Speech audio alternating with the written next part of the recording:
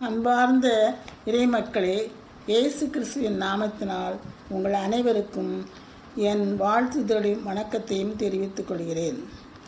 இன்று ஜூலை மாதம் 14ஆம் தேதி நாம் சிந்திக்கும் ஜீவ வசனம் 67ஆம் சங்கீதம் 6ஆம் வசனம்.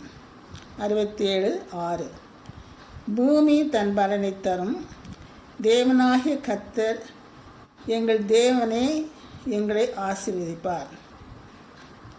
இந்த சங்கீதத்தில் ஒரு ஜெபம், ஒரே ஒரு ஜெபம் என்னவென்றால், பூமியில் உள்ள மக்கள் பூமியை பலன் தருவதற்காக அவர்கள் யாவரும் ரட்சிப்படைய வேண்டும். அப்படி அவர்கள் யாவரும் ரட்சிப்படைந்தால் கர்த்தருக்கு மகிமை உண்டாகி பூமியில் அநேக பலன்களை தருவார்கள், அநேக மக்களை மாற்றுவார்கள். பூமியும் எல்லா ஜாதியும் தேவனுடைய மகிமையும் இரட்சணத்தையும் அறிந்து கொள்வார்களாக. இதை பெற்றுக்கொண்டவர்கள் ஆசீர்வாதம் பெற்றவர்களாவார்கள். இந்த ஆசீர்வாதம் பெற்றவர்கள் நற்செய்தி பணி மூலம் இந்த ஆசீர்வாதத்தை மற்றவர்களுக்கு எடுத்து செல்ல வேண்டும். ஆகையால் நாம் நற்செய்தி பணியாளரை அனுப்புவது மட்டுமல்லாமல் அவர்களை ஜெபத்தாலும் பணத்தாலும் அவர்களுக்கு உதவி செய்ய வேண்டும். அவ்வாறு செய்யும் பொழுது தேவனுடைய இரட்சணிய பூமியில் எல்லா இனத்தாரிடையும் விளங்கும். நற்செய்தி உலகம் ஏற்றுக்கொண்டதும் சகல மக்களும் கர்த்தரை துதிப்பார்கள். அதன் பின் தேவனால் வழிநடத்தப்படுவார்கள். அவ்வாறு நடத்தப்படும் நிமித்தம் மகிழ்ந்து தொடர்ச்சியாக துதிப்பார்கள். தொடர்ந்து தேவனால் அவர்கள் ஆசீர்வதித்து கொண்டே இருப்பார்கள். இங்கு காணப்படும் ஜெபம் என்னவென்றால், பூமியில் உள்ள எல்லா மக்களையும் ஆசீர்வதியும், அவர்கள் தேவனுடைய வழியை அறிந்து கொள்ள வேண்டும், தேவனுடைய ரட்சிப்பை பற்றி அறிந்து கொள்ள வேண்டும். இதை அறிந்து கொண்டது மட்டுமல்லாமல் கர்த்தருடைய ஆசீர்வாதத்தையும் பெற்று கர்த்தருடைய முகம் அவர் மேல் பிரகாசம் அடையத்தக்கதாக அவர்கள் காணப்பட வேண்டும்.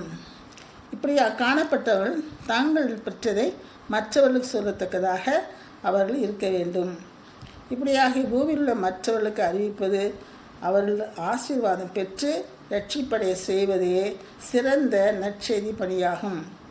இவ்வாறு தேவனாகிய கர்த்தர் பூமியில் உள்ளவர்களை ஆசீர்வதித்து பூமி அதன் மூலமாக அநேக பலனை தருகின்றன என்று கூறுகிறார். தேவனாகிய கர்த்தர் பூமியில் உள்ள அனைவரையும் ஆசீர்வதிப்பார் என்று தாவீது கூறுகிறார். ஆகவே நற்செய்தி பணி செய்பவர்கள் தொடர்ந்து செய்ய வேண்டும். நீங்கள் உலகெங்கும் போய் சர்வ சிருஷ்டிக்கும் சுவிசேஷத்தை அறிவியுங்கள் என்று நம்முடைய பிதாவானவர் பரலோகத்துக்கு எடுத்துக்கொள்ளப்படும் முன்னால் கடைசி கட்டளையாக நம்ம பூமியில் உள்ள அனைவருக்கும் சொல்லியிருக்கிறார்.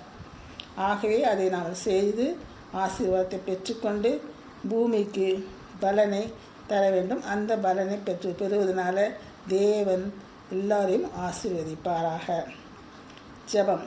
ஆம் சுவாமி, நீர் பரலோகத்துக்கு எடுத்துக்கொள்ளப்பட்டு தேவனுடைய வலது பாரசத்தில் வீற்றிருக்கிறீர் சுவாமி. நாங்கள் உம்முடைய கடைசி கட்டளை நிறைவேற்றி பூமியில் உள்ள மக்கள் தங்கள் பலன்களை தரும்படி உதவி செய்ய எங்களுக்கு கிருபை செய்யும் சுவாமி. ஆமென்.